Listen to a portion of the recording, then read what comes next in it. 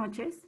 PET Médica, innovadora línea de fármacos de Agrovet Market, orientada a promover la salud y el bienestar de los animales de compañía, les da la bienvenida al ciclo de conferencias PET Talks Pro, capacitaciones científicas dirigidas a los médicos veterinarios dedicados a la clínica de menores. En esta oportunidad abordaremos el tema ¿es cardíaco o no es cardíaco? Cardiología en pacientes geriátricos, a cargo del doctor Juan Diego Asensios. El doctor Juan Diego Asensios es médico veterinario, especialista en cardiología en caninos y felinos, fundador de Cuore, egresado de la Universidad Peruana Cayetano Heredia, ha realizado una especialidad en cardiología clínica en la Facultad de Medicina Veterinaria de la Universidad de Buenos Aires. Actualmente es miembro de la Sociedad Argentina de Cardiología Veterinaria y de la Sociedad de Cardiólogos Veterinarios de Latinoamérica. A continuación, demos el pase al doctor Juan Diego Asensios para que dé inicio a su ponencia de esta noche. Muchas gracias.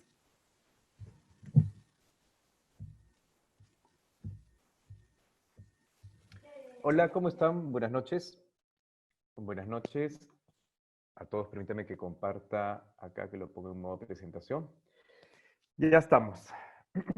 ¿Cómo están? Buenas noches. Muchas gracias por darse un tiempo para hablar de cardiología el día de hoy, día de semana que terminamos de trabajar a las 7 y 8 de la noche. Muchísimas gracias a todos. En esta charla vamos a hablar un poquito de cardiología, pero yo les prometo que en esta charla, además de abordar cardiología de una manera muy sencilla, voy a hablarle de una serie de herramientas, básicamente 3 herramientas relacionadas a cardiología, pero que les prometo pueden utilizar en un montón de pacientes que también pueden tener problemas respiratorios, ¿ya? Entonces, es como que una mistura de diferentes cosas que nos van a servir mucho en la clínica del día a día. Así que arrancamos. Arrancamos con un caso clínico muy sencillo. Ella se llama Upi, pertenece a la familia Serrano. Y bueno, ella es un cocker, es hembrita, ella tiene 15 años, es una niña entera, y se presentó para que yo la pudiera evaluar por tos, disnea y taquipnea, ¿sí? Recordemos que disnea es la dificultad respiratoria y taquipnea o taquipnea es la frecuencia respiratoria muy elevada. Ahí pueden ver unas fotos de ella en Navidad, a la derecha, y una foto de ella conmigo y con, digamos, parte de su familia cuando vino a trabajar la parte de cardiología. Ella presentó, ojo y muy atentos con esto, un soplo sistólico en el hemitórax izquierdo, es decir, un soplo en el lado izquierdo del pecho. Muy bien. Eso es un hallazgo muy frecuente en pacientes geriátricos. De hecho, el 75% de pacientes que tienen problemas, que exceden los 13 años de edad, ya van a tener un problema cardíaco. Y si son pequeños o pertenecen a razas predispuestas, que son las chiquititas o cositas peluditas, Shih Tzu, Chihuahua, Pekinés, etcétera, hay mucho más chance. Así que ella vino básicamente porque tenía tos, dificultad para respirar y respiraba rápido. Aquí les quiero enseñar un poquito de la fisiopatología de manera muy simple, en un par de animaciones, sobre cómo es este tema de por qué se producen los soplos o por qué tenemos un paciente con un problema cardíaco. Pues muy sencillo. En la parte izquierda del monitor, ustedes van a ver un flujo de sangre normal. Es el que pasa del atrio, pasa a la válvula mitral, pasa al ventrículo que se contrae y manda toda la sangre hacia la aorta. Perfecto, eso es lo que siempre pasa. Y la sangre de hecho se va al 100% por la aorta porque no se regresa hacia el atrio, ya que la válvula mitral, que es la que está en el lado izquierdo del corazón, cierra correctamente. ¿Ok?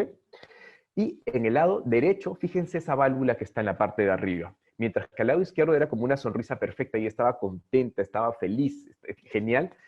Fíjense que en el lado derecho ya se ve como que está arrugada, se ve como que está haciendo una mueca, como que se ve muy mal. Los bordes no cierran, es decir, no coaptan, es el término técnico en cardiología, no coaptan bien, no cierran bien, no se tocan, y la superficie es rugosa. Eso hace que cuando quiera cerrarse la válvula no pueda y un jet de sangre se regrese, es decir, tengamos un flujo retrógrado desde el ventrículo hacia el atrio porque no cierra correctamente la válvula. Por lo tanto, al pasar la sangre por ese huequito, por esos huequitos que hay en la válvula que no cierra bien, va a emitir una vibración que vamos a escuchar como un soplo, que básicamente es como un roce. Muy bien. Ese es el motivo y en resumen, eso es por lo cual nosotros escuchamos un soplo en un paciente que tiene, por ejemplo, una enfermedad en la válvula mitral. Lo mismo pasa en el otro lado del corazón, en el lado derecho, donde tenemos la válvula tricúspide. Bien, son ejemplos de por qué se producen soplos. Entonces, para que quede más claro todavía, a mí me encanta enseñar esta diapositiva, porque si nosotros vemos estos globitos, vamos a básicamente pensar que estos globitos son el de color azul, vamos a decir que es el atrio izquierdo. Muy bien. El atrio recibe la sangre y llega hasta esa barra de color roja que vamos a decir que es la válvula mitral. Es como un tope. Ya sabemos que es una válvula, que es una puerta que se abre y se cierra para permitir que la sangre pase del atrio al ventrículo, y el ventrículo está en un costadito inferior izquierdo de color naranja. Recibe toda la sangre y la bombea hacia la aorta. Fantástico. Entonces, vamos a tener nosotros que en los pacientes cardíacos va a llegar la sangre hacia el atrio izquierdo, oxigenada de los pulmones. Eso se llama el retorno venoso. El retorno venoso va a llegar hasta el atrio izquierdo, y en pacientes cardíacos este retorno venoso va a estar incrementado, porque hay una serie de mecanismos que van a hacer que se retenga líquido. Pero básicamente lo que interesa saber aquí es que está llegando sangre hacia el atrio izquierdo. Como nosotros tenemos una válvula mitral que no cierra bien, va a haber un reflujo de sangre que llega desde el ventrículo hacia el atrio de manera retrógrada. Y como pueden ver, todo esto se acumula en el atrio izquierdo, que es como este globito. Entonces, ¿qué cosa va a pasar cuando se eleve la presión? Porque tiene dos flujos de sangre que le llegan en vez de uno, que debería ser lo normal. Lo que va a pasar, pues, obviamente, es que se va a dilatar. Va a ceder frente a esa presión y vamos a tener nosotros un atrio izquierdo mucho más grande.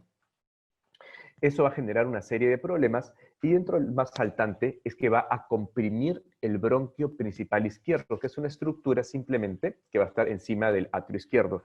Si ustedes están viendo de repente la pantalla y me pueden ver a mí, van a ver que nosotros tenemos la garganta por donde pasa la tráquea, y la tráquea se bifurca en el bronquio principal derecho, que va hacia el pulmón derecho, y el bronquio principal izquierdo, que va hacia el pulmón izquierdo. Ese simplemente es el bronquio principal izquierdo, y este es comprimido por el atrio izquierdo cuando el atrio crece. ¿Y por qué crece? Porque la válvula mitral falla. Listo. Ese es todo el motivo por el cual el paciente cardíaco tose, y hay que entender bien esto, porque en base a este conocimiento vamos a elaborar todo lo que sigue en la charla. Muy bien. Bien, esta es la radiografía de UPI, ¿sí? Fíjense que tenemos una silueta cardíaca bastante grande, tenemos ahí una tráquea que está totalmente levantada. Entonces, son cosas que nos llaman mucho la atención. Ya, primer tip que les quiero dejar. Ustedes conocen esto, ¿sí o no? En todos sus informes de radiología se los ponen índice vertebral correspondiente a ta. Ya, listo. Y lo que nos dicen es básicamente qué tan grande está la silueta cardíaca. Y si yo les dijera que ya esto no es así, y si yo les dijera que esto es antiguo, y si yo les dijera, oigan, ¿ustedes quieren saber realmente qué tan grande es el corazón? O si el corazón es el que está produciendo la tos. Porque el corazón no la produce, es solamente el atrio izquierdo. Es decir, los ventrículos, ventrículo izquierdo, ventrículo derecho no la producen, el atrio derecho tampoco. La única estructura que produce la tos de origen cardíaco es el atrio izquierdo. Entonces, ¿para qué medir todo el corazón? Y si hubiera un índice radiológico que fuera más preciso que el VHS, que es este de acá, el Vertebral Heart Score, si hubiera uno que fuera más preciso, bueno, pues existe.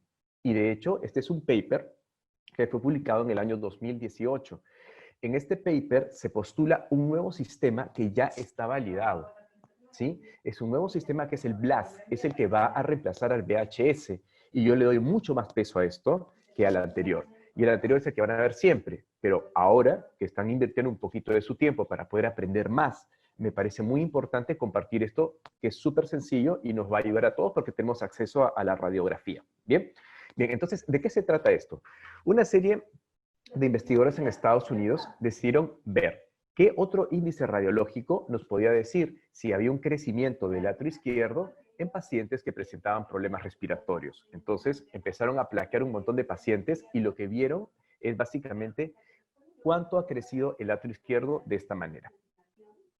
Perdón, el resumen del paper que les he mostrado aquí, que repito es de 2018, no es tan antiguo, es que los pacientes con atrios izquierdos que han tenido algún crecimiento producto de un problema cardíaco tienen una correlación positiva con el BLAS, que es el Vertebral Left Atrium Score, que es el nuevo índice, que básicamente es el índice del atrio izquierdo vertebral.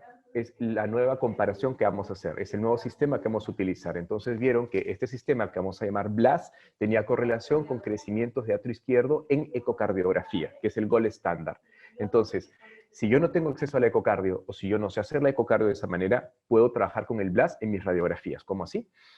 Esta es una placa lateral de un canino.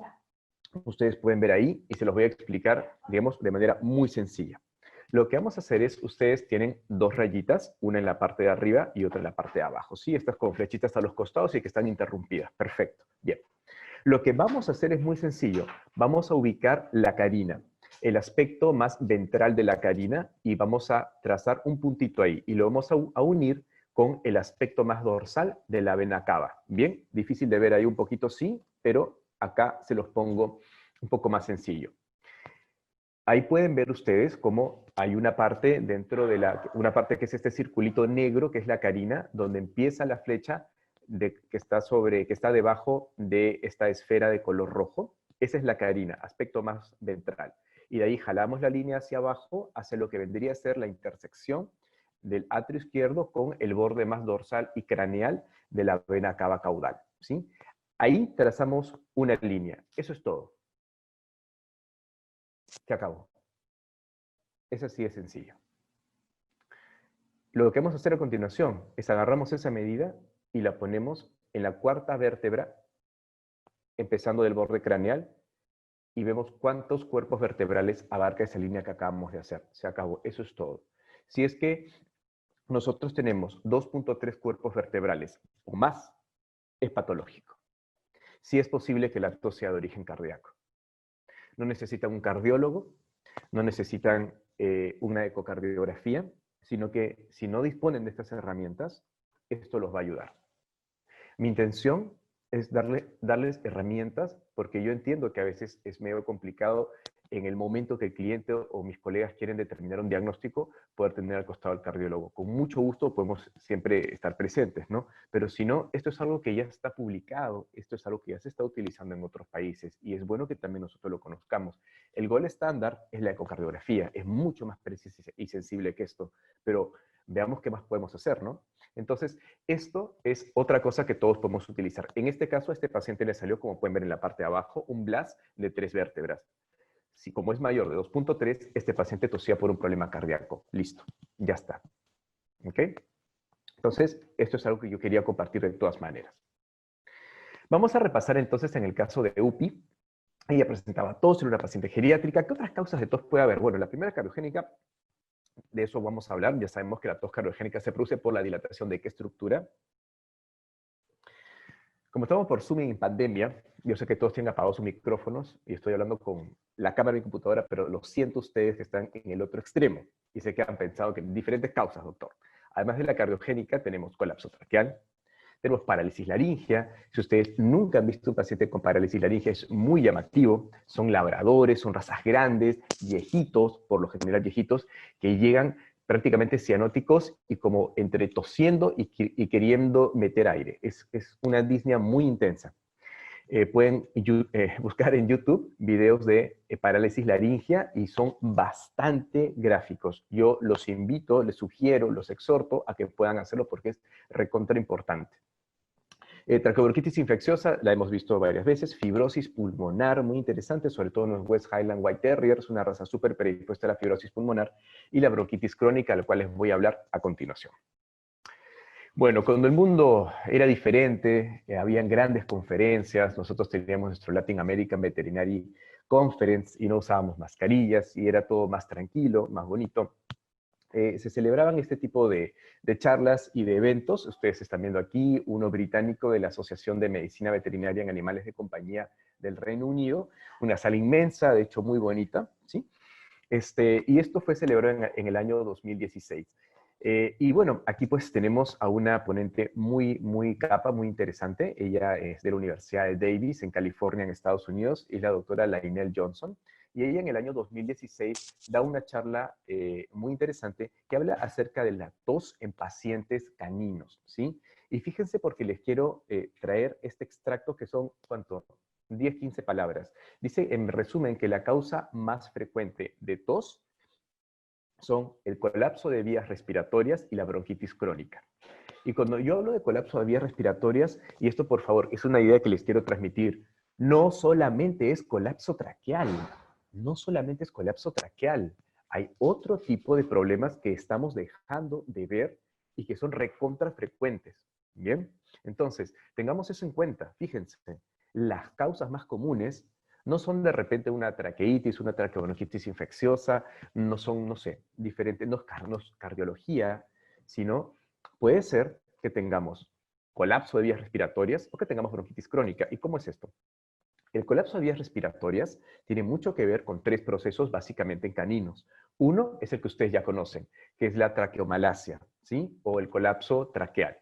Punto. De eso no voy a hablar mucho porque creo que todos ya tenemos cierta idea. Y el otro es la broncomalacia, que significa, es como que la tráquea no es la que va a colapsarse, sino uno de los bronquios. Y eso no se va a ver en la radiografía. Es bien difícil verlo. O sea, no lo vamos a ver. ¿Y cuántos pacientes tienen el colapso de bronquios y no lo podemos ver y estamos diagnosticando otras cosas?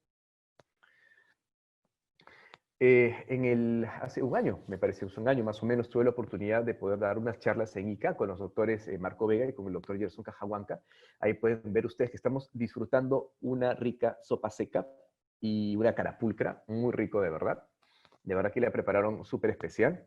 Y bueno, hablando mucho con Gerson y pidiéndole un poco de consejos para brindar esta charla de la mejor manera, quisiera hablar de la endoscopía, porque la endoscopía tiene muchísimo que ver en estos casos. ¿Cuántos pacientes no estamos diagnosticando con broncomalacia o traqueobroncomalacia o colapso traqueal apropiadamente? Porque no estamos haciendo endoscopías. Yo sé que la radiografía tiene mucho que ver. Yo les hago una pregunta. ¿Es fácil sacar una radiografía en inspiración? ¿Es fácil sacar una radiografía en expiración? Es recontra difícil, sobre todo si el paciente es braquicefálico, es todo así como que está recontra estresado. Es bien difícil. Entonces yo sugiero consideren una endoscopía, una traqueoscopía, una broncoscopía, ayudaría un montón. Nosotros tenemos 4 grados de colapso traqueal, tenemos el grado 1, 2, 3 y 4, ¿sí? 25%, 50%, 75% y casi oclusión completa, que es el 4º grado. Y es lo que hemos visto en este video. Entonces, hay cosas que vamos a ver con la radiografía, hay cosas que vamos a ver con la traqueoscopía, pero hay que tenerlo en nuestro arsenal de herramientas. Hay clientes que cada vez están aceptando estudios más avanzados. Eso fue un colapso traqueal. Fíjense, este es un colapso bronquial, ¿sí? Esta es la carina, la bifurcación de los bronquios, y miren ese bronquio. Está totalmente colapsado. Y esto no se abre en la radiografía. Y ese paciente va a seguir tosiendo y tosiendo y tosiendo y tosiendo y haciendo hipertensión pulmonar y generando cambios en el corazón, y después vamos a pensar que es cardíaco, y no es así. Es que no estamos viendo más allá de la tráquea. Y como dijo la doctora Johnson en el 2016, en esta charla, en esta conferencia que me llamó mucho la atención el paper, o sea, bronquitis crónica, colapso traqueal, exploremos eso. Ya tenemos los medios en Lima, hagámoslo. Muy bien. A continuación, para poder reforzar un poquito este punto, tenemos este otro paper, ¿sí? Que es un artículo en donde se revisaron 58 casos de mascotas o caninos con problemas respiratorios, en los cuales nosotros tenemos que de todos los pacientes que nosotros tuvimos en este paper, el 41% tenía colapso traqueal y el 59% tenía colapso bronquial. O sea, fíjense que tenemos 115 caninos. De estos, el 50% que se refirieron por problemas respiratorios vinieron con colapso de vías respiratorias. Y de estos de aquí, el 41% colapso traqueal y 59% colapso bronquial. O sea, la pregunta es, ¿les tengo que dar más evidencia de que hay problemas en los bronquios que no estamos viendo? Y fíjense las razas, son razas que vemos todos los días, ahí están puestas, Pug, Chihuahua, Shih Tzu, Poodles. O sea, son cosas que podemos utilizar todos los días. Bien. Y para finalizar la intervención de la doctora en esta charla que les estoy brindando, ella habló de la bronquitis crónica. La bronquitis crónica, doctores, también yo considero personalmente, esta es una apreciación muy mía, que está muy subdiagnosticada en nuestro medio, muy subdiagnosticada. Creo que pensamos más que es una traqueitis, que es una fibrosis, que es cualquier otra cosa menos una bronquitis crónica. La bronquitis crónica lo he puesto aquí, ¿ok? Pueden tomar su pantallazo, no hay problema, pirateen nomás, en donde tenemos tos frecuente con un mínimo de 2 meses de duración sin evidencia de otras causas para producirla. Es decir, es un diagnóstico de exclusión, digamos que como la epilepsia. Cuando diagnosticamos, cuando excluimos todas las causas para que el paciente esté convulsionando, bueno, llegamos a que es una epilepsia. En este caso, cuando excluimos todas las causas para que el paciente esté tosiendo, podemos decir que nos aproximamos a un diagnóstico de bronquitis crónica. Ojo, mínimo 2 meses de duración, el paciente tose, tose, tose, y ya hemos excluido todo lo excluible humanamente y médicamente y veterinariamente. Muy bien. Por cierto, antes de pasar sobre esto, el tratamiento usual que se maneja con la bronquitis crónica es a base de corticoides. Ustedes tienen corticoides orales, como la prednisona, por ejemplo, que lo usamos con frecuencia para muchas cosas, y también tenemos corticoides por vías inhalatorias, como la fluticasona, que sí se vende en Lima. Si está presente, no es barata, pero existe, y puede ayudar también como medio de inhalación. Bien, entre otras cosas que no vienen tanto a la charla, pero pueden buscarlo también como tratamiento para la bronquitis crónica. Ya. Otra cosa que el día de hoy les quiero traer en nuestro arsenal de herramientas sencillas para aplicar el día de mañana en mi clínica veterinaria. Muchas veces nos llegan pacientes de los cuales sospechamos que tienen una infección de vías respiratorias. La neumonía es otra causa de tos, ¿sí? Viene paciente tosiendo. Tiene un recuento de glóbulos blancos, digamos, de 20.000, de 18.000, por ahí. Y nosotros sospechamos, bueno, podría ser una neumonía. ¿Y qué voy a hacer? Es muy frecuente que, dígame la verdad, que agarremos antibióticos de amplio espectro y se los demos. Y cuando vemos que la cosa está bien complicada, le ponemos 2 antibióticos de amplio espectro. ¿Ya? ¿Sí o no? Ceftriaxona. Vamos a ponerle ceftriaxona a la avena, porque la ceftriaxona lo tiene que matarlo. Vamos a asociar la ceftriaxona con clindamicina, porque la clindamicina siempre trabaja bien. Es así. O sea, yo lo entiendo, yo también lo he vivido, pero hoy día les quiero dejar algo que estoy seguro que les va a ayudar bastante, ¿sí? Muchísimo, solamente hay que animarse a probarlo. Lo que les quiero enseñar es cómo hacer un lavado orotraqueal. El lavado orotraqueal, o lavage, también se menciona, es simplemente como tomar una muestra para hacer un cultivo de lo que vendrían a ser bacterias que están en la parte del aparato respiratorio que nos interesa más o a la que quizá podemos tener mayor acceso. Entonces, una vez que tengamos esta muestra que les voy a enseñar cómo tomar, la mandamos al laboratorio para hacer un cultivo y antibiograma y poder precisar nuestros antibióticos. Es lo ideal. Mientras tanto, está genial, podemos avanzar con otro antibiótico genérico, de amplio espectro, pero esta es la técnica. Necesitamos jeringas con solución salina, 3 jeringas con solución salina. Para pacientes pequeños se las cargamos con 3 ml, para pacientes que son un poquito más grandecitos, medianos, 5 ml, y para pacientes grandes de 10 a 15 ml de solución salina por cada jeringa. Necesitamos un anestésico, por ejemplo, acá estamos trabajando con Propofol. Necesitamos un traqueotubo de un calibre o de un diámetro un poco más pequeño que usualmente usaríamos para intubar al paciente, y una sonda que puede ser una sonda Rush, que son esas rojas, o puede ser una sonda nasogástrica. Muy bien.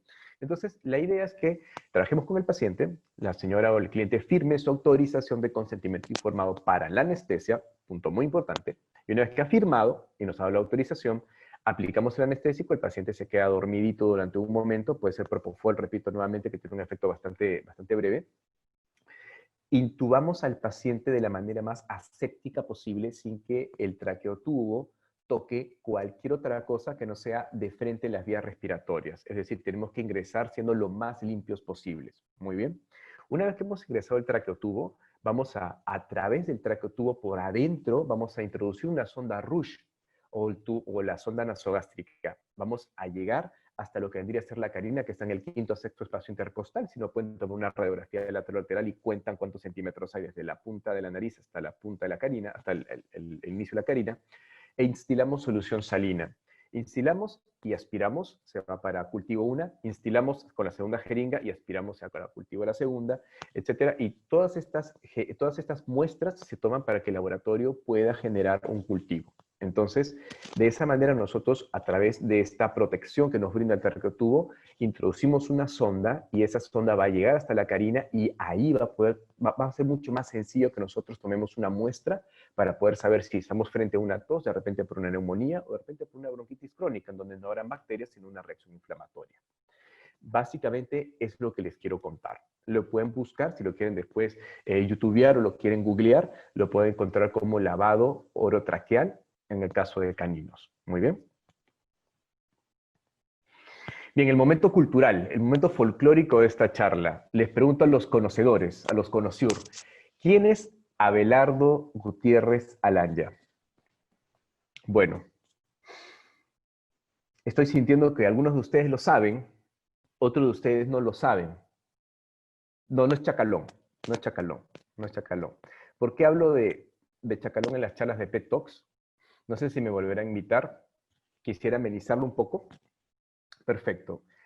Tú, que ya sabes quién es Abelardo Gutiérrez Alanya, has dado en el clavo. Es Tongo. ¿Por qué hablamos de Tongo en estas charlas? Porque Tongo es versátil. Tongo se presta para tantas cosas. Tongo se presta para ir al francotirador. Tongo se presta para charlas de veterinaria, para cantar versiones en inglés de canciones muy conocidas. Y el día de hoy lo voy a utilizar para explicar el índice, un índice muy importante que se llama la ballenita Tongo, y el Mercedes al lado derecho, ¿sí? ¿Y qué cosa es esto y para qué nos sirve? Otra herramienta súper importante en nuestro arsenal. El Mercedes es básicamente la válvula aórtica y la ballenita es el atrio izquierdo. Entonces, hay un índice que se llama relación atrio izquierdo-aorta. ¿Y para qué sirve esto? Para saber si el atrio izquierdo ha crecido. Si mi paciente UPI, como cualquiera de los millones de pacientes que ustedes ven todos los días, está tosiendo y quiero descartar que la tos sea de origen cardíaco, tengo que correr el índice atrio-aorta. O sea, eso es lo más importante. Es lo más importante. Y eso nos permite saber si es que el atrio izquierdo ha crecido. ¿Cómo así? Nosotros tenemos en el medio, lo que ustedes ven que se está moviendo es un GIF en donde nosotros vemos que en el medio está la válvula aórtica abriéndose y cerrándose y abajo está el atrio izquierdo. Muy bien. Al lado derecho de esa imagen, ustedes pueden ver los dos ejes que trazamos. Primero el diámetro de la válvula aórtica y después el diámetro del atrio izquierdo. ¿Ok? Nosotros tenemos que dividir el diámetro del atrio izquierdo entre el diámetro de la aorta. Y no tiene que salirnos menos de 1.6. De 1.6 en adelante podríamos sospechar que la tos que está teniendo nuestro paciente es de origen cardíaco. Esta es muy sencilla, esto es súper sencillo de tomar, súper sencillo de tomar. Solamente requiere práctica, ¿bien? Y es un índice muy preciso, es el gold estándar para poder saber si el atrio izquierdo ha crecido. Si el paciente está tosiendo, tiene un soplo, pero, ojo, tiene un soplo, ¿ah? Tiene un soplo, pero el atrio izquierdo está de tamaño normal, a pesar que tenga el soplo, la tos no es cardíaca. Porque no es que el soplo produzca la tos. ¿Qué cosa produce la tos? Lo hemos visto al principio de la charla. Lo que produce la tos es la dilatación del atrio izquierdo, no el soplo. El soplo puede estar ahí y dilatar el atrio izquierdo en un año de repente. Y no en este momento va a producir la tos. Eso es lo que quisiera que quede súper claro hoy día. Esta es otra imagen, otro GIF, en donde nosotros podemos ver cómo se hace el corte. Nuevamente tenemos el corazón en el lado izquierdo, que es una animación que estamos viendo desde arriba el corazón, como que estemos sobrevolándolo con un helicóptero desde la azotea. Y en el lado derecho tenemos cómo se ve en nuestra escala de grises, donde tenemos la aorta y el atrio izquierdo nuevamente. Ese es un atrio izquierdo de tamaño normal y la aorta nunca crece. En el caso de UPI, específicamente hablando de UPI, nosotros tomamos un índice atrio-aorta. Ojo que tenía un soplo, por si acaso, y vino por dificultades respiratorias. UPI tenía un soplo. Nosotros tomamos el índice atrio-aorta, que como pueden ver en la imagen de la izquierda, ¿sí? No se ve muy bonito, no se ve tan marcado, tan lindo como en los ejemplos anteriores, y después les voy a decir por qué. Pero fíjense cómo nosotros calculamos el índice atrio-aorta y nos sale 1.3. ¿Ok? Les pregunto, con 1.3, ¿ustedes piensan que UPI está tosiendo por un problema cardíaco? ¿Sí o no? Bueno, es muy poco probable.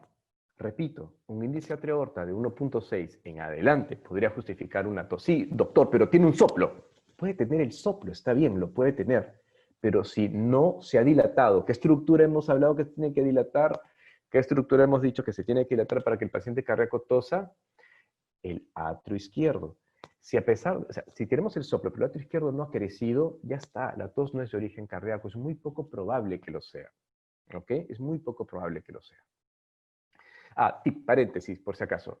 Felinos, ya.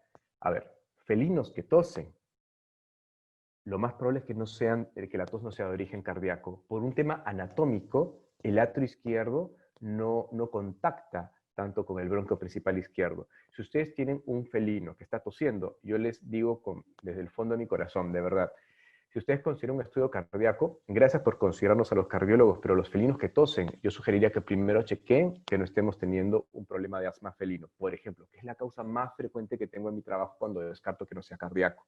¿Ok? Cierro ahí el paréntesis con el caso de los felinos, pero muy importante, felino que tose, lo más probable es que es un tema respiratorio. Ahí tienen neumonía, tienen, no sé, masas, tienen, ¿qué les acabo de decir? Asma felino, pero bien difícil que sea el corazón, bien difícil. No es como en el canino, es otro cantar. En el canino está quizás más justificado, en el felino no tanto. Muy bien, entonces encontramos acá el índice atrial aorta normal y además en la foto de la derecha vemos que hemos identificado por el Doppler la insuficiencia de válvula mitral. Listo, ¿eso justifica que esté tosiendo por un tema cardíaco? No, entonces, ¿qué otras causas hay? Bien. Quiero que vean otras cosas, otros hallazgos, ya no en la ecocardio, sino en la ecotórax de UPI. Ahí pueden ver que en el lado izquierdo hay algo que está palpitando, eso es el corazón, y hay como que unos fideos que se mueven como estructuras muy gelatinosas alrededor del corazón. Bueno, todo eso que está ahí es parte de una efusión pleural, o sea, tiene líquido en el pecho, tiene líquido en el tórax. Y en el lado derecho van a ver que hay una bola sobre el corazón que no se está moviendo. Repito, UPI, ¿se acuerdan cuántos años tenía? UPI tenía 15 años de edad. Vamos hilando las cosas. Esa bola que está a la derecha, ¿sí? Es una estructura, es una imagen ecogénica que tiene una ecogenicidad heterogénea. Tiene bordes relativamente definidos y está en la imagen por encima del corazón, en contacto en periferia del corazón. Nos tiene que llamar la atención bastante. Y acá tengo un pequeño video para que ustedes vean cómo se ve normalmente esta vista, que es el lado de la izquierda, que dice normal, y cómo se ve de manera patológica, que es justamente UPI. Entonces ahí ustedes pueden ver clarísimo cómo hay algo encima del corazón que está fastidiándonos. Y acá lo van a ver en su total magnitud. Fíjense, miren eso. Es mucho más grande que el corazón. Es mucho, mucho, mucho más grande que el corazón. Y fíjense la heterogenicidad del parénquima, del interior. Es bastante heterogéneo. Bastante heterogéneo. ¿Ok? Y está definido, tiene bordes. Y no se mueve con el corazón, sino que está ahí plantado, fijo. ¿Cuáles serían sus diagnósticos diferenciales? Si ustedes me dicen, doctor, es una masa, están mal. Ustedes, ni yo tampoco, nadie, en base a una imagen puede decir, eso es algo. No, para eso hay diferentes técnicas de diagnóstico. Lo que yo puedo hacer es describir la imagen, decir que tiene borde, decir que mide tanto por tanto, una serie de factores, pero no puedo decir que eso es una masa. ¿Qué puedo decir o qué suelo decir yo? Que puede ser compatible con un crecimiento neoplásico, un coágulo es posible, ¿ok? Fibrina organizada. Y ustedes dicen, ¿qué? ¿En serio un coágulo? Sí, un coágulo. Mucho cuidado. Acá les quiero enseñar dos imágenes. Una, la de la izquierda, es la que ustedes ya vieron que le pertenece a UPI, y la de la derecha se parecen un montón, ¿no es así? Se parecen bastante, bastante, bastante. Así que muchísimo cuidado, porque el de la derecha no tiene absolutamente nada que ver con cáncer. Es más, ni siquiera es el pulmón, ¿ok? Lo que ustedes están viendo ahí es un coágulo en el interior de la vejiga de un paciente politraumatizado por un atropello. Ese coágulo se formó en las siguientes 6 a 8 horas post-incidente. Y fíjense que las características ecogénicas pues tienen algo que ver con lo que ya hemos visto. Por lo tanto, doctores, para que no se equivoquen, describan correctamente las imágenes. Si vemos una radiografía, digamos que es una imagen compatible con y les sueltan los diferenciales, pero no digan esto es porque si ustedes están haciendo eso, eso no es correcto, nadie lo puede hacer. De repente con una biopsia, con un PAF, no sé, lo que ustedes quieran, pero no en base solamente a la imagen. Yo siempre digo esto, uno puede tomar una foto de una persona y puede decir, bueno, puede escribirle a la persona, no sé, tiene pelo negro, mide tanto, no sé, pero ¿cómo sabe cuál es su comida favorita, cuál es su color favorito, dónde vive? No sabemos, porque para eso tenemos que hablar con esa persona, y para hablar es que utilizamos los métodos de diagnóstico posteriores. Les prometo que este es el último paper que les estoy mostrando, ¿sí? Este es un paper que a mí siempre, bueno, me llamó muchísimo la atención también. En él está el doctor Gregory Lisiandro, que es la persona que ha desarrollado muchísimo la técnica de todo lo que es BedBlue, ecotórax, todos los artefactos a nivel de pulmón y de tórax que ahora nos permite saber qué cosa puede haber ahí en base a artefactos, nuevamente, no porque vemos los problemas en el tórax, sino porque vemos los artefactos que los problemas generan.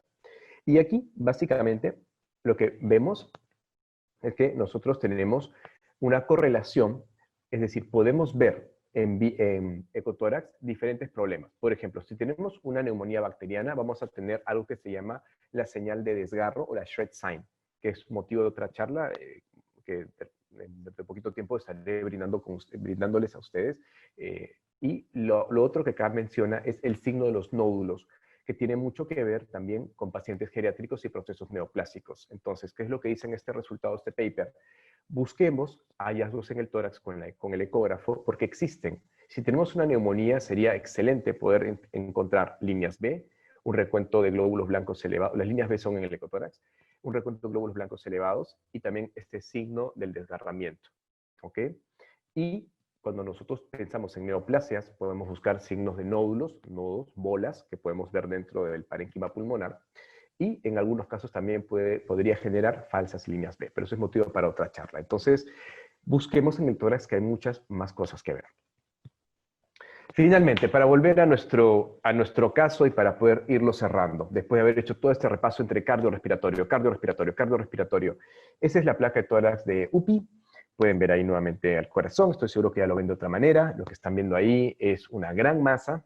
Y esto de aquí es el informe que se había enviado con respecto a la radiografía. Yo creo que es un muy buen informe.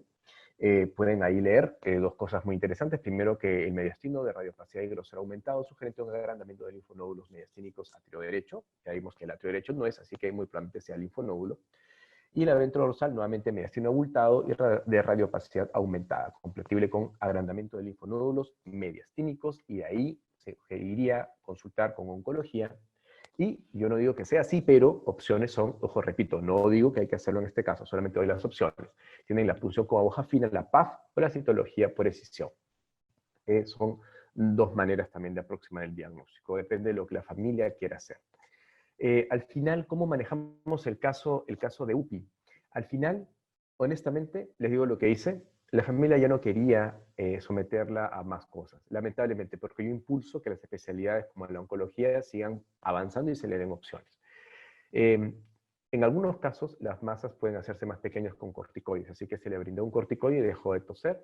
La masa muy probablemente ya no se hizo más pequeñita y ya no estimulaba el bronquio principal izquierdo, o no generaba este colapso bronquial, y mejoró durante 1 a 2 meses. Después, lamentablemente, ya no funcionó y se optó por la eutanasia. Bien. Conclusiones, las cosas más importantes de lo que hemos conversado. Primero, hagamos más endoscopías de vías respiratorias. Nos estamos comiendo un montón de broncomalacias o colapsos bronquiales que no estamos viendo. Y los colapsos traqueales, quizá también, porque las radiografías son difíciles de tomar. Digamos, en algunos casos, ¿no? Sé que hay personas muy experimentadas, pero a veces es difícil. El BLAS va a reemplazar en el tiempo al VHS, por lo menos para aquellos que queramos ver algo más de cardiología y saber si es que la tos que estamos teniendo es de origen cardíaco o no. La existencia de un soplo no tiene que ser necesariamente relacionado a una tos de origen cardíaco. Ya hemos aprendido que a pesar que tenga soplo, eso no es lo que produce la tos. Lo que produce la tos es el crecimiento del atrio izquierdo, que se da en el tiempo. Puede haber un soplo el día de hoy y recién el atrio izquierdo se está creciendo el próximo año. Y eso va a hacer que nosotros busquemos otras causas para la tos de ese paciente.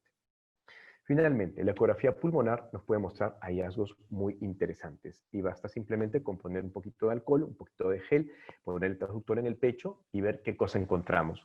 Esto no le duele al paciente, no nos genera grandes costos, más allá del costo del equipo, y nos puede brindar muchísima información.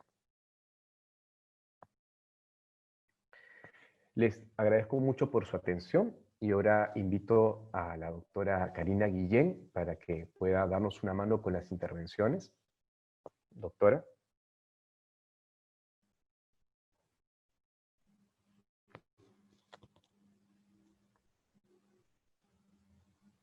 Muchas gracias, doctor Juan Diego, por esta presentación.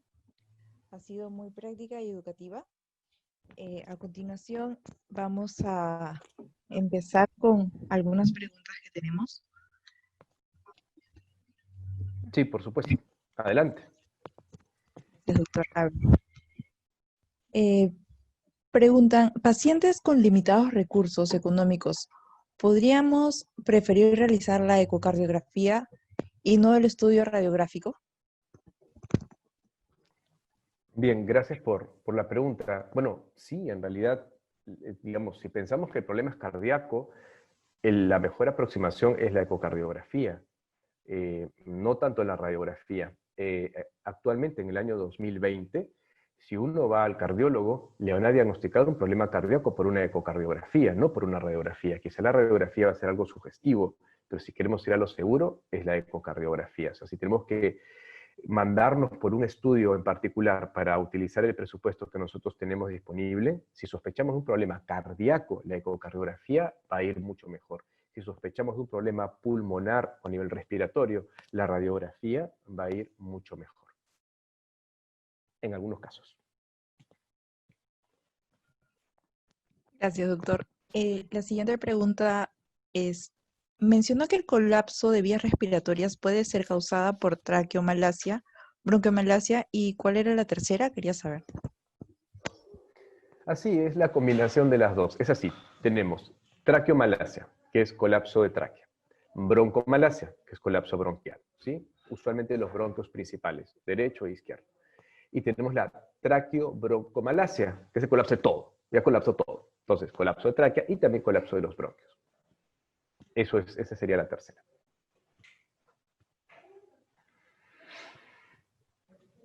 Para un lavado traqueal, para obtener muestras para cultivo y antibiograma, ¿cómo calculamos la medida del traqueotubo? Perfecto. El traqueotubo que nosotros utilizamos es el estándar, ¿sí? Normalmente hay medidas para cada tamaño de pacientes. Cuando mi padre gentilmente me pedía que yo colaborara con las anestesias de la clínica, lo que yo hacía era agarraba 3 medidas de traqueotubo, los que más se aproximaban al paciente, y con respecto al traqueotubo, porque ahorita voy a hablar de la sonda que va en el interior, que ahí sí hay una medida más específica, yo calculaba básicamente el grosor de la tráquea que puede tener el paciente e introducía el traqueotubo, ¿sí? Para ser más preciso, el traqueotubo lo podemos utilizar basándonos en el grosor de la tráquea, de la raza o de la talla del paciente que tenemos en la mesa. Cuando yo mostré índices y sugerí qué tan largo tiene que ser, me refería básicamente a la sonda que va en el interior del traqueotubo. Esa sonda rojita Rush o esa sonda nasogástrica tienen que ir desde el ingreso del traqueotubo hasta la carina. La carina se encuentra aproximadamente entre el quinto y sexto espacio intercostal. Si ustedes tienen la posibilidad de tomar una radiografía y simplemente contar los espacios vertebrales, contar la medida que hay desde el inicio de la boca del paciente hasta la carina, también se puede utilizar esa medida, no en centímetros, pero si no estamos hablando de quinto sexto espacio intercostal. Doctor Asensio, la siguiente pregunta es, ¿mediante la radiografía podemos determinar el grado de insuficiencia cardíaca que tiene el paciente? Muchas gracias. No, no se puede hacer. Lo único que podemos determinar nosotros en algunos casos es que tenemos un patrón alveolar intersticial que podría ser compatible con, ojo, no asegurándose, edema pulmonar. Y yo les hago una pregunta. Digamos que tenemos ese patrón. Digamos que tenemos una silueta cardíaca grande. Entonces, es edema pulmonar, cardiogénico. No, mal. ¿Qué pasa si ese paciente efectivamente tiene un problema cardíaco? Digamos que dilató la silueta cardíaca, está bien, pero tiene una neumonía. Ojo, la neumonía les va a dar patrones que en la radiografía pueden asemejarse a la de un edema pulmonar. Lo van a auscultar y van a sentir un soplo, porque repito, sí tiene un problema cardíaco, pero todavía no es la causa del edema pulmonar y tienen la neumonía. Entonces dicen, uy, voy a escuchar el pecho, sienten crepitaciones. La neumonía, doctores, también causa crepitaciones. Ojo, más el soplo, más la radiografía, ustedes van a llenar de furosemia a ese paciente y van a terminar lamentablemente generando un gran problema. Porque cuanto más deshidratan al paciente, el moco es más difícil de poder sacar de las vías respiratorias. Y ese paciente se va a morir probablemente. Entonces, ¿cuál es la manera correcta de abordar estos casos? Para empezar, les he puesto el caso que es el más difícil para mí. O sea, el peor enemigo para mí en el diagnóstico de una cardiopatía es la neumonía, porque genera una serie de factores muy similares a un problema cardíaco. Entonces, ¿cómo sé cuál es cuál? Con el índice atrio-aorta. El índice atrio-aorta pasa por ecocardiografía. vemos si el atrio izquierdo ha crecido. Si el atrio izquierdo ha crecido y si tengo la posibilidad, gracias a la magia del Señor, al Espíritu Santo, de poder hacer un hemograma en ese momento y saber si hay una leucocitosis con o sin desviación izquierda para descartar la neumonía, y veo que, digamos que no hay leucocitosis y el atrio izquierdo está grande, yo diría que ese patrón podría ser un edema pulmonar. Si yo veo que hay leucocitosis y el atrio izquierdo está pequeñito, yo diría que podría ser una neumonía. Entonces, a veces no es tan fácil, no todos los casos son igualitos de sencillo, pero por ahí van las pistas.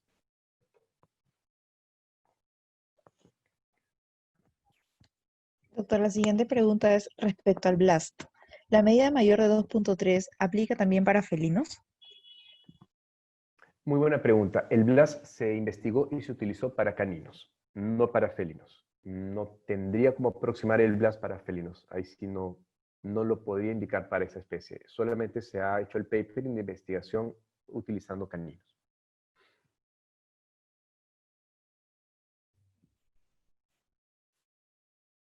¿Soplo en el hemitórax derecho es sugestivo entonces de posible patología a nivel de válvula tricúspide? Sí, es sugestivo de que podamos tener un problema en la válvula tricúspide. Hay otras patologías que también podrían producir un soplo en el lado derecho del corazón, pero para hablar de manera sencilla, sí, es muy probable. De hecho, la causa más frecuente de un soplo en el hemitórax izquierdo, cuarto, quinto, tercer espacio intercostal, dependiendo de la raza, suele ser una insuficiencia en la válvula tricúspide. Doctora Asensio, vamos a hacer una pequeña pausa. Hay Sí. preguntas todavía que van a continuar, pero queremos dar un tiempo a todos nuestros participantes para que puedan llenar una encuesta que va a ser lanzada y por ahí los animamos a que sigan haciendo más preguntas para responderla después de esta pausa.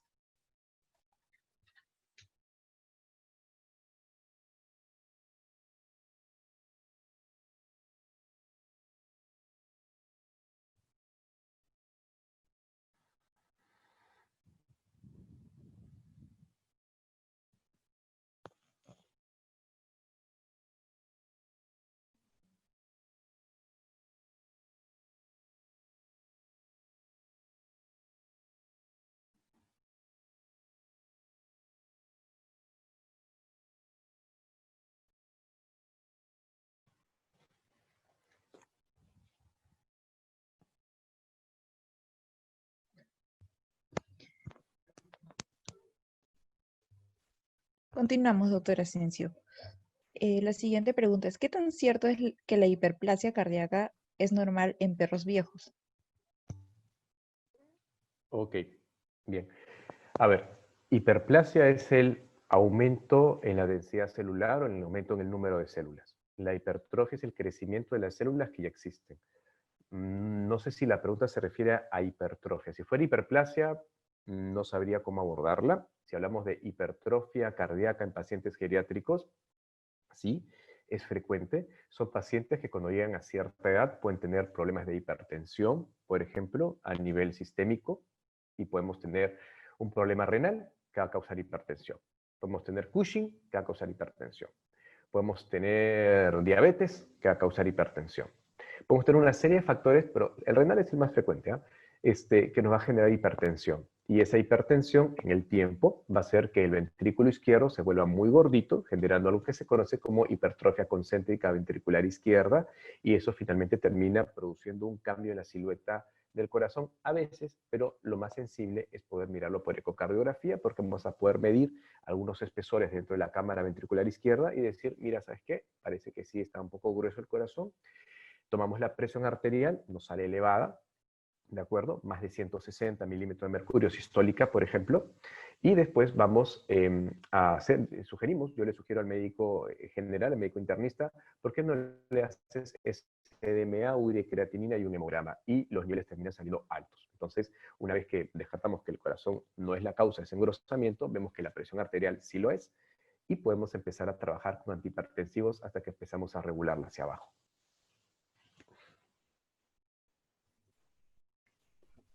Gracias, doctor. Continuamos con otra pregunta. En pacientes de raza pequeña, mayores de 10 años, si en la explotación física de manera incidental encontramos un soplo de baja intensidad, no presenta signología clínica, ¿Siempre debemos realizar ecocardiografía?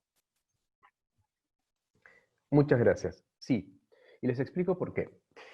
Si bien es cierto el corazón no es la principal causa, o sea, perdón, si bien es cierto el corazón no es la única causa de soplos, porque por ejemplo un paciente anémico puede presentar un soplo por disminución de la viscosidad de la sangre. Cuando el hematocrito baja, la sangre se hace más, entre comillas, aguachenta y va a chapotear más cuando pasa por las válvulas y puede generar un soplo por esa naturaleza. Bien, pero sí, porque si nosotros dejamos pasar el soplo, ¿qué va a pasar si de repente es un paciente que no genera en ese momento sintomatología clínica, pero ya está llenándose el pulmón de líquido y la va a presentar de 1 a 2 semanas? Es un paciente que nosotros podemos haber medicado y evitado una crisis respiratoria por edema pulmonar fulminante.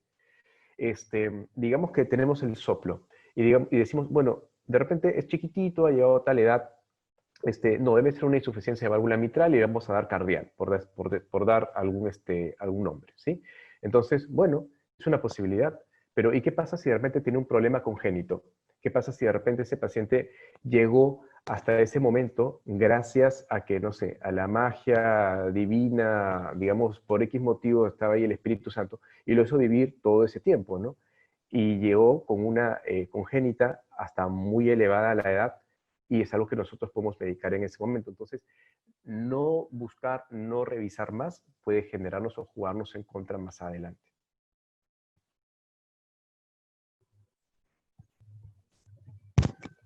Eh, ¿Quieren saber, doctor, si es correcto la relación atrio izquierdo aorta inferior a 1.6 y el paciente no tiene tos, perdón, y el paciente tiene tos, no se debe a un origen cardiogénico?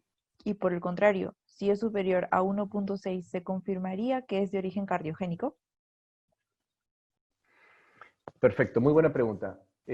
Normalmente es correcto lo que se ha mencionado, es correcto. Cuando yo tengo pacientes con un índice atrio-aorta menor a 1.6, dudo mucho que la tos sea de origen cardíaco.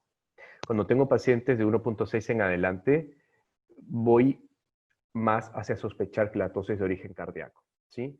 Ahora, o sea, pero o sea, esto es medicina, ¿no? O sea, no es blanco ni negro. Entonces, hay pacientes que son borderline, ¿no? Entonces, en esos pacientes se puede hacer un ensayo terapéutico o se pueden buscar otras causas. Entonces, es muy sencillo cuando tienen, por ejemplo, 1.8, ya, esa tos es recontra cardíaca, ¿no? Y cuando tienen pues 1.2, 1.1, 0.9, no tienen nada que ver con el corazón, pero esos que están en el 1.5, 1.6 son los más difíciles. En este caso se aborda cada paciente según cada caso. De repente es un paciente, por ejemplo, si un paciente obeso con una arritmia sinusal, que es en donde la frecuencia cardíaca se eleva cuando inspira y disminuye cuando se expira. Un paciente con arritmia sinusal y gordo, que tiene un problema, que está tosiendo, o sea, ese es un poco difícil que sea un problema cardíaco, ¿ya? Por una serie de factores catabólicos. Entonces, yo iría más a sospechar que es un tema respiratorio. Pero para responder a la pregunta de lo que dijeron, sí es correcto. De 1.6 para abajo, es decir, 1.50 y tantos, dudo mucho que la tos sea de origen cardíaco y de 1.6 para arriba sospecho que pueda ser de origen cardíaco. Ya los que están borderline, toca hacer ensayos terapéuticos o conversar con el cliente para ver otras medidas de diagnóstico. Gracias, doctor. La siguiente pregunta es, ¿los lavados orotraqueales también se pueden hacer en felinos? ¿Se hacen de la misma forma que en el canino? Muy buena pregunta. Sí, también se pueden hacer con los felinos. Hay que obviamente adaptar los diámetros de los tubos endotraqueales, de la sonda que se va a pasar. Y en felinos se usa, igualito que en caninos chiquititos, 3 mililitros de solución salina. Ojo, con 3 mililitros no lo van a ahogar al gato. No se preocupe, son 3 mililitros. Una cucharita de té tiene 5.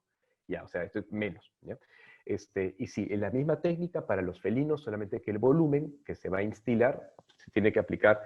3 mililitros se ingresan, los succionamos. Otra vez, 3 mililitros se ingresan, los succionamos, 3 mililitros se ingresan, los succionamos. Y eso lo mandamos para cultivo. ¿Bien? Pero sí, es una técnica válida también para felinos. Mucho cuidado con la anestesia, mucho cuidado. Doctor Esencio, le preguntan, si tenemos un paciente con principios de dilatación cardíaca evidenciada en rayos X, ¿se puede dar medicación preventiva de insuficiencia cardíaca? ¿O en qué momento se toma la dilatación cardíaca como patológica? ¿Qué se debe medicar? Perfecto, hablando de radiografías. Ustedes no pueden ver, a ver, ustedes no pueden ver el corazón en una radiografía. Eso quisiera que quede claro para todos los que nos siguen escuchando, ¿sí? No se puede ver el corazón en una radiografía. Es imposible. Si ustedes lo pueden ver, avísenme y nos tomamos un selfie juntos, porque es imposible. Lo que ustedes ven en la radiografía es la silueta cardíaca, que es la proyección bidimensional de un órgano tridimensional en una radiografía. Eso es lo que ustedes ven. Y yo les hago una pregunta. Ustedes pongan su mano, pongan una fuente de luz, pongan su mano cerquita a la pared y van a ver una sombra. Gírenla un poquito nada más y esa sombra va a cambiar. Gírenla un poquito más y esa sombra es totalmente diferente. ¿Ya? Entonces, la silueta cardíaca como digamos, un indicativo para tratar a un paciente, decir, sí, la silueta cardíaca ha crecido, entonces vamos a mandar medicación cardíaca, esa es la manera de trabajar, digamos, de hace, no sé, 20, 30 años. Repito, análogo con medicina humana, a nadie le van a ningún cardiólogo humano le va a prescribir una droga o un tratamiento cardiológico a un paciente con una radiografía. Lo van a pasar por ecocardiografía en el año 2020 porque esa es la manera correcta de trabajar. Entonces, ¿qué pasa si el paciente tiene una efusión pericárdica? Tiene un taponamiento cardíaco, tiene una hernia peritoneo-pericárdica. Todas esas condiciones van a hacer que la silueta cardíaca crezca. Tiene una masa, acá vamos a ver la de UPI, por ejemplo. Ya, entonces todas esas condiciones no se debe medicar al paciente por un problema cardíaco. Entonces, repito, resumen. En la radiografía no se ve el corazón, se ve la silueta cardíaca. La silueta cardíaca puede cambiar por una serie de factores. No es correcto medicar a pacientes solamente basándonos en la silueta cardíaca. Se sugiere hacer el examen clínico, el electro, el ecocardio, etcétera, para poder determinar cuál es la patología y cuál es el mejor tratamiento para ese paciente.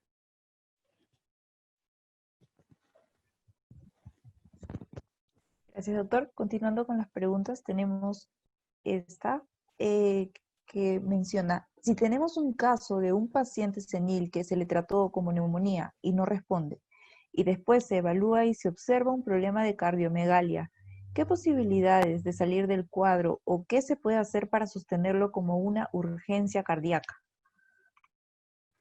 Ya, es un poco amplia la pregunta, pero si sospechamos que era una neumonía y no respondió, entonces ahí yo les preguntaría qué prueba sustentó esa neumonía, porque si no había un hemograma para decir, mira, hay leucocitosis o leucocitosis y desviación izquierda, no sé, es un poco complicado que sea una neumonía.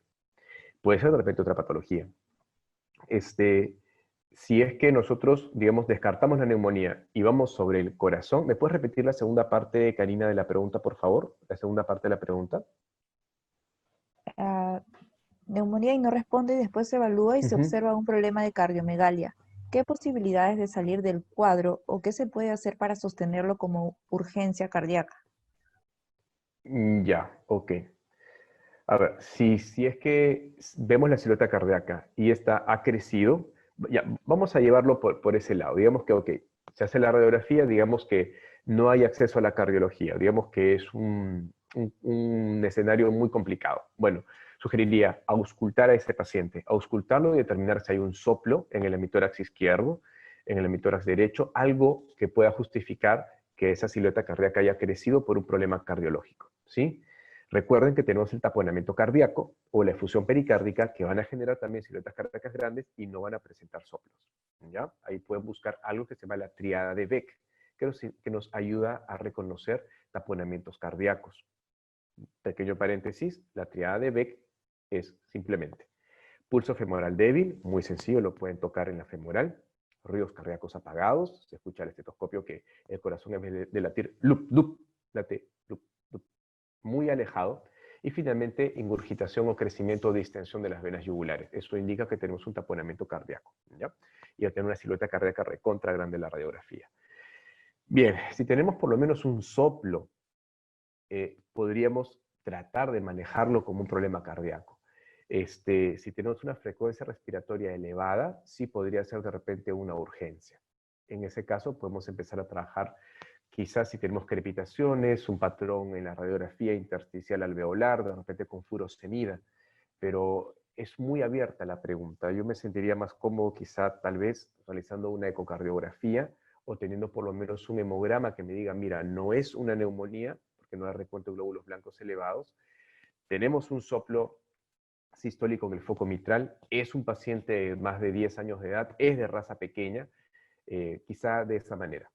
Esa sería la mejor aproximación que podría hacer. La siguiente pregunta, la siguiente consulta va. Si tengo un paciente con estornudo inverso, ¿podría correlacionar con alguna cardiopatía? ¿O lo relacionaría más a los otros factores que pueden producir tos crónica? Pucha, qué buena pregunta. El estornudo inverso. Me llegan muchos pacientes también por estornudo inverso. No, no tiene nada que ver con el corazón. No tiene nada que ver con el corazón. Es más una inflamación de cornetes nasales o un tema en vías respiratorias superiores, pero no con el corazón. Y una sugerencia, doctores, si por ahí ustedes de repente el término estornudo inverso quizás no les es tan familiar, de repente sí, estoy hablando piedras, pero solamente, nuevamente, los invito a visitar YouTube y ya les he recomendado que vean. ¿Cuáles le dije? A ver, uno es estornudo inverso, la otra que le dije era parálisis laringea, también muy importante. Y van a ver un montón de videos donde se ve cómo estornuda el paciente. Y cuando le dicen a la familia, oye, fílmalo, y te traen la filmación y es eso, entonces veamos más temas respiratorios. El estornudo inverso se puede producir por algún tipo de alergeno que ingresó aquí y esta también se puede producir por ácaros. Entonces hay diferentes cositas que ahí tenemos que ver, pero no se relaciona con el corazón para nada.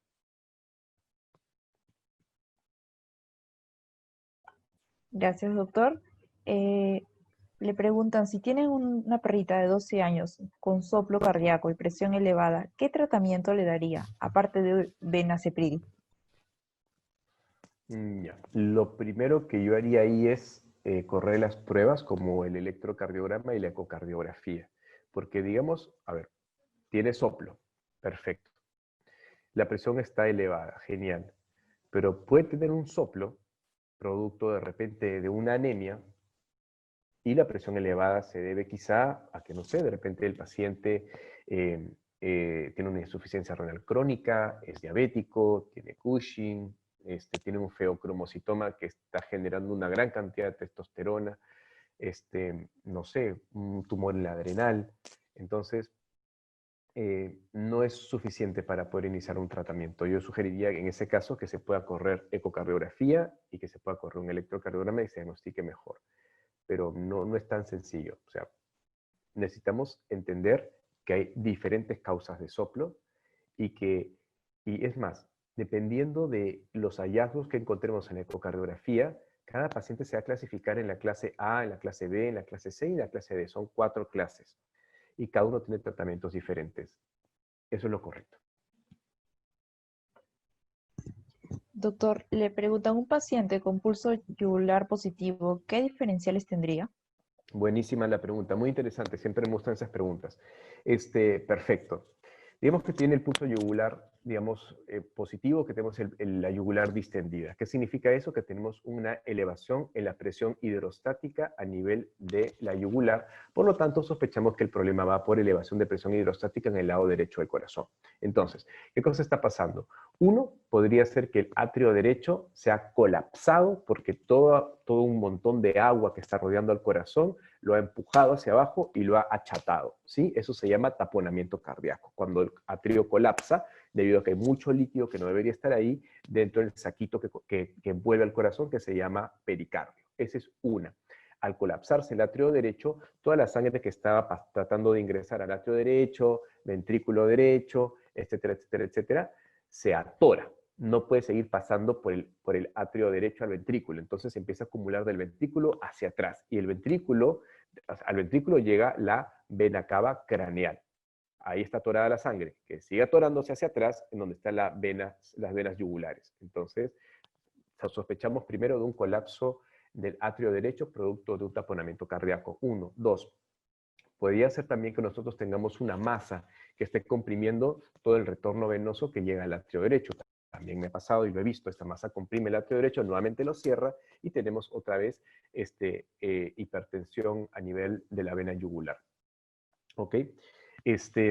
No sé, por lo menos en este momento son las que se me ocurren. A veces también podemos tener hipertensión de otro tipo, de orígenes, pero en mi experiencia esas son de las más frecuentes en este tipo de pacientes. Doctor, un paciente con indicios de falla congestiva izquierda posterior a una cardiografía, ¿justifica el uso de Pimobendan? Falla del lado izquierdo, es decir, edema pulmonar. Estamos hablando de pacientes con edema pulmonar. Mencionan falla congestiva izquierda Ya, posterior sí. a un... Ajá. Correcto, correcto. Sí, es muy posible que sí. ¿Por qué? Porque los pacientes que hayan presentado edema pulmonar, producto de una falla en la válvula mitral, del lado izquierdo del corazón, se clasifican como pacientes clase C. La clasificación C indica, o sea, ya está el tratamiento. Es enalapril, por ejemplo, vasodilatador mixto, pimobendan, un inodilatador, y furosemida. Esos tres. Es la triada que se maneja para pacientes que ya han pasado por edema pulmonar cardiogénico. ¿Es así? A veces es como que en veterinario no estamos acostumbrados a clasificar a los pacientes para brindar el tratamiento. En medicina humana hace rato que uno va al cardiólogo humano, le hacen 80.000 pruebas que cuesta como 80 millones de dólares y le dicen, señor, señora, según sus análisis, usted es un paciente clase tal y le da el tratamiento. ¿Por qué? Porque ya se han hecho una serie de estudios multicéntricos, prospectivos, a doble ciego, randomizados, no sé qué, en donde los gringos ya han visto que a los que le dan tal droga viven más, y a los que no le dieron tal o le dieron tal otra, se mueren antes. Entonces, eso ya llegó a veterinaria y ya se está empezando a utilizar en cardiología, y todos los que hacemos cardio tenemos ciertas regulaciones que llevan más a un plano internacional, y todos los que son clase C reciben el mismo tratamiento. Obviamente nuestra chamba es adaptarlo, ¿no? Usar el criterio, si no, pues qué fácil. Pero ya hay lineamientos, los guidelines ya son internacionales para ese tipo de pacientes. Enalapril, pimobendan y furosemida. Gracias, doctor. La siguiente pregunta es, desde que se realiza la toma de muestras de lavado orotraqueal, ¿en cuánto tiempo debe ser procesado por el laboratorio para el cultivo correspondiente y evitar alguna alteración de la muestra recolectada? Sí, buena pregunta. Yo sugeriría que no pasen más de 2 a 3 horas, ¿sí? No más de 2 a 3 horas, porque o sea, cuando hacemos eso es porque ya estamos preocupados, ¿sí? Estamos preocupados porque el antibiótico no funciona. Yo sé que es así. Así que yo no dejaría que pase más de 2 o 3 horas. Si hay la posibilidad de hacerlo de arranque antes de darle antibióticos para no viciar lo que va a haber, porque el laboratorio te va a decir, a veces le podemos poner removedor de antibióticos, pero no sé, es algo que nunca me terminó de cuadrar el removedor de antibióticos. Quizá me estoy equivocando, es una opinión muy personal, pero yo prefiero que si sospechamos que es una neumonía, porque hay diferentes parámetros que nos lo indican, en la charla que voy a brindar más adelante durante este mes también de BetBlue, que es todo lo que es ecografía pulmonar, hay parámetros en la ecografía que nos permiten saber que puede ser una neumonía. Yo sugeriría trabajar con nebulizaciones, trabajar con la toma de lavado orotraqueal antes de empezar ya con los antibióticos. Muy ideal, yo sé, muy ideal. Pero bueno, es lo que yo sugiero en la medida de lo posible. Creo que es lo mejor.